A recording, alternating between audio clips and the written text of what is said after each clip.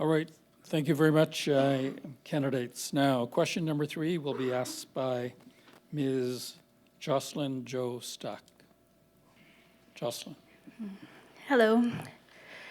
Bill S6 has damaged federal and Yukon First Nation government relationships. Yukon First Nations governments want to work with other governments in good faith to create certainty for sustainable development and certainty for implementing our treaties. What are you and your respective parties prepared to do to address the issues created by the passage of Bill S6 when the majority of Yukon First Nations have said these changes and the way in which they were brought about are a breach to our treaties? All right, to lead this one off is Mr. Leaf. Thank you. Thank you for the question, Jocelyn. I've obviously been highly involved in the interactions around Bill S6, working both with industry, government, Yukon community, and Yukon First Nations. And in fact, I've met directly in Ottawa on a couple of occasions with the Minister of Aboriginal Affairs and Yukon First Nations on this very topic.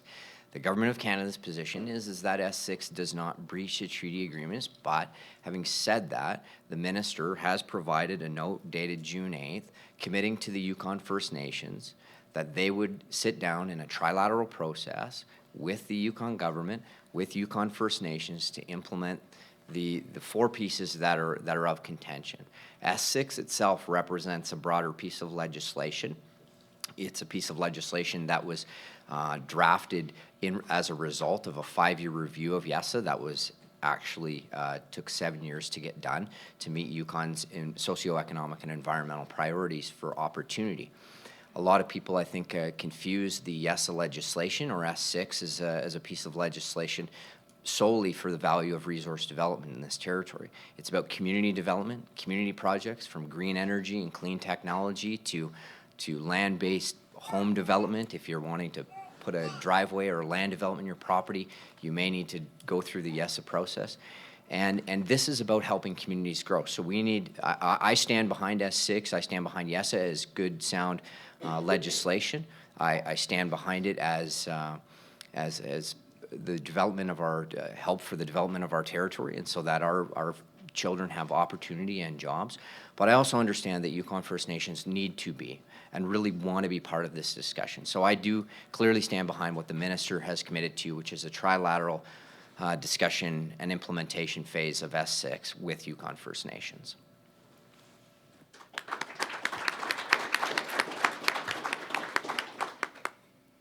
Ms. Atkinson. Yes, thank you, Jocelyn, for that question. When I look at this issue of S6, an NDP government led by Tom Mulcair will repeal those non-negotiated amendments. And that would happen as soon as the next session of Parliament is in place. The NDP respects First Nations final agreements and would work to reverse the unwanted changes that are made in Bill S6. And a new bill would incorporate some of the work that was done in the 5-year review.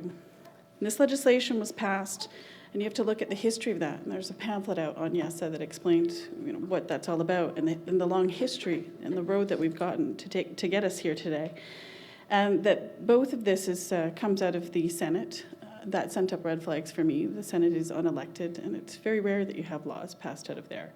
But that's been signed, sealed, and delivered by both the Conservative and Liberal senators to put that on our plate that we have here today. And when you look at what that process is about, it's meant to be an independent body. It's not subject to binding policy direction from the federal government with a one-size-fits-all timeline that may result in inadequate assessments and harming our environment or economy. As you think about, just as Mr. Leaf said, there might be different projects that you're going back. They can just unilaterally say, oh, well, it was 10 years ago since you did this assessment. I don't think anything's changed. Move forward. And so it gives that kind of broad-ranging change if instead of keeping a process that is careful and has a process one step after the other that's been built by Yukoners for Yukoners, it now brings in the broader ability for the federal government to get involved and just say, well, I don't think you need to do that now, which draws me some concern because of our changing environment. And I've heard the concerns of Yukoners that Bill S6 brings further uncertainty and actually harms our Yukon economy as well as the environment, because even industry themselves said, don't do it. And nobody's going to want to come and invest in the Yukon.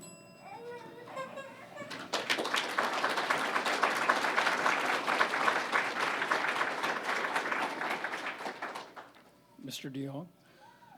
Bill S6 is a cowardly betrayal of, by the federal government of the multi-stakeholder process that developed the umbrella final agreement. And it's also, it's bizarre and cowardly that Daniel Lang, our senator, had to submit this bill. Why didn't you do it yourself, Ryan?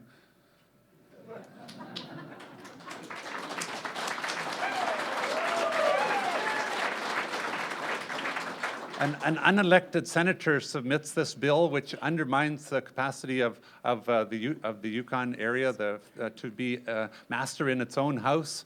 And that the Green Party fought against this bill in Parliament and would repeal it immediately.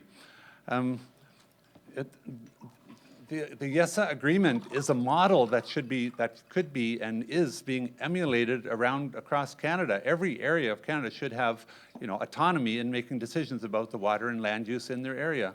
And it's just shameful that we have lost such a fabulous agreement. We've lost it now. It has been compromised. And it's just, it's a tragedy, and it's got to be remedied as soon as possible. And Mr. Leaf, you'll have to wear it.